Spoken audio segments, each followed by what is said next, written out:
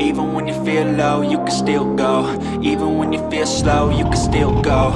Even when there's no hope, you can still go. I never answer to no, man, I still go.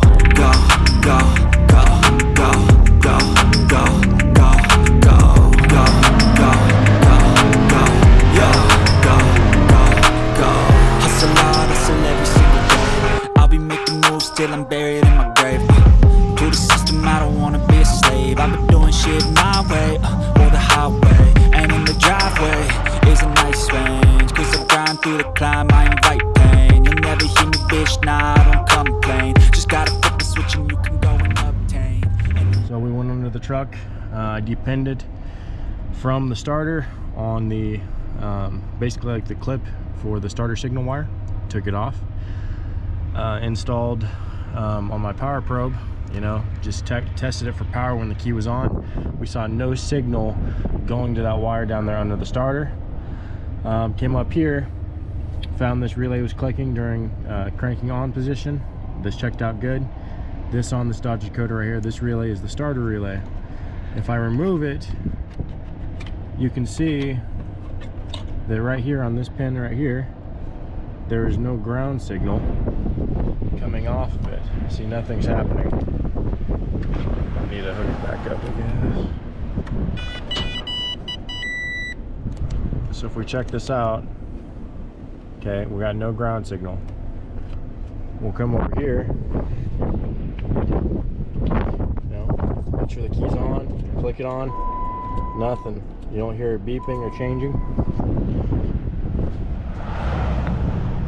Then we can come over here, and this is the hot signal wire that activates the relay. Okay, on most relays, the two opposing pins that are different in direction, as in this one right here, and this pin will be hot right here. This is the hot side for this relay, and this side right here is the energizer side, like whatever circuit you're giving a power to. And the way this relay works is you'll have a ground signal and then your hot signal. So that's pretty much how all relays work for the most part, your typical 4-pin. So I'm going to come over here and we'll turn the key on to crank position. You can hear it beeping, showing I am getting power to that side, but the relay is not getting ground signal. So I know this vehicle won't run even if this is hooked up and I crank the starter by energizing the circuit. The motor turns over but still doesn't fire. So that tells me that this truck is probably also not getting power to the coils and the injectors. I don't hear the injectors buzzing with the key on scenario. So I decided to pull the scanner out, see what codes it has in it, and it might narrow this down a tad. So you gotta pull gateway codes. Ignition run accessory PAD control circuit stored B2113. So that's what I'm going to focus on, is B2113.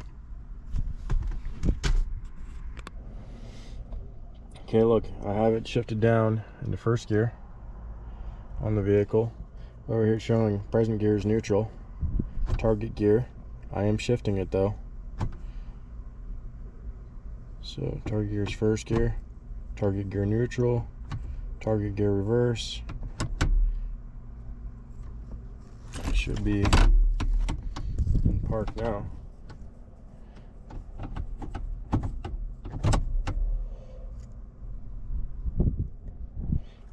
So that's strange. Okay. Doesn't seem to be changing.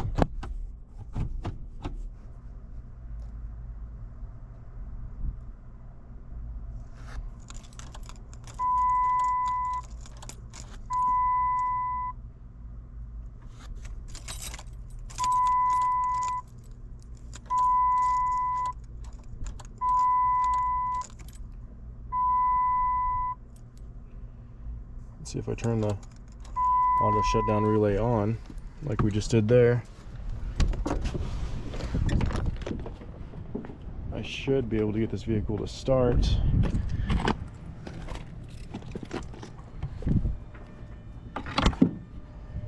So here's some noises I didn't hear earlier. So let's pull the starter relay out.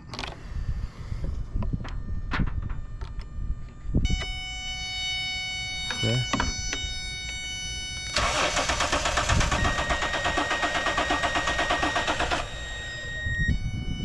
Vehicle still does not want to run. And I don't hear any power to the coils.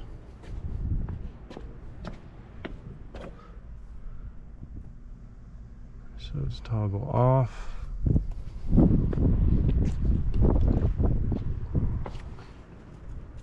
On position.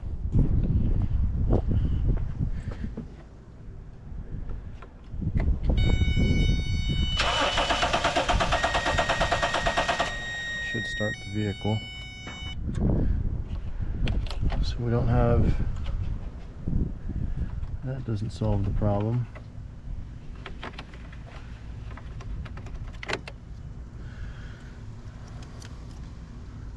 Got a chafing issue. Let me pull one of these coils off.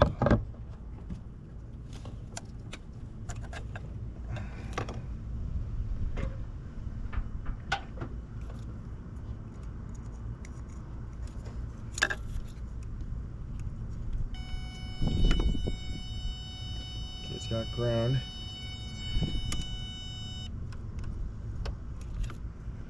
I'm guessing that's the signal. The red wire should be the hot wire.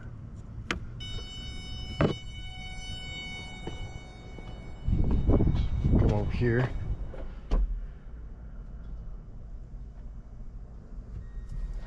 So if I turn the relay on, that's going hot.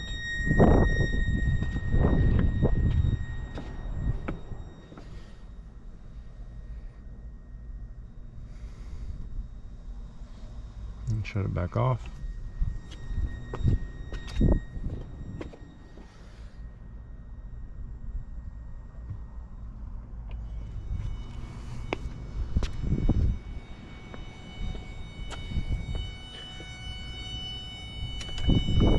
And we will do the same thing, test the injectors. So this one seems to be the easiest one to get to. Okay. So it should be the same scenario. The red should be hot. So we got ground.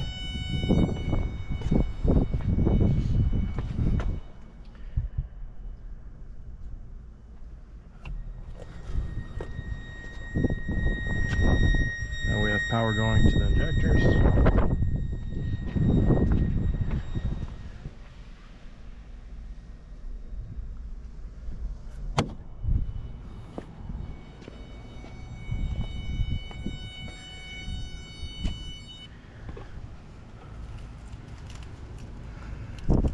So we know the auto shutdown relay does work.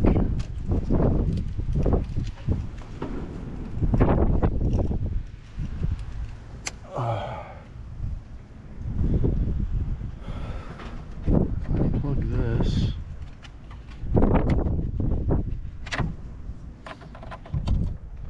Let's see if the gauges are still on.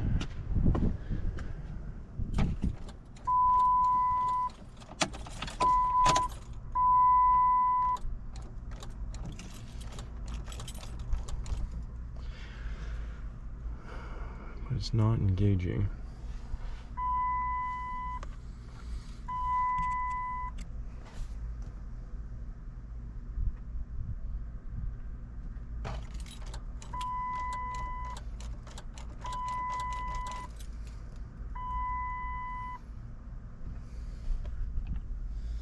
Customer had a spare TIPM for the vehicle that I could use for testing.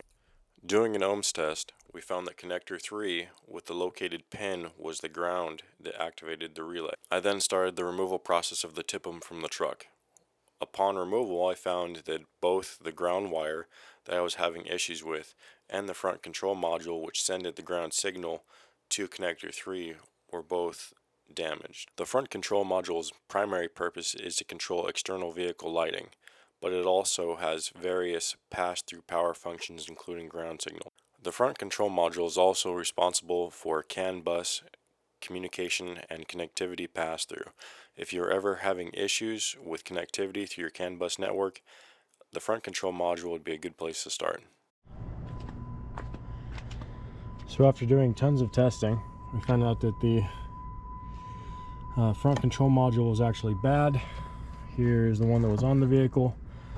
Supposedly this is a used one that was warranted, that had already been replaced, just like this junction box has already been replaced. They had some pretty janky stuff down here with the pigtail and some of the wiring. We got that fixed. I will show that in pictures later. But with the new module installed, the vehicle does start. That also fixed the issue. So if you ever have a ground scenario issue with your relay, your starter relay, and then no power going on the fuel pump relay right here, so it's not getting like a fused circuit, it's going to be this module up here is probably going to be the cause of it. I chased all the wiring, everything else seemed to be fine on it. So we'll come over here, start the vehicle.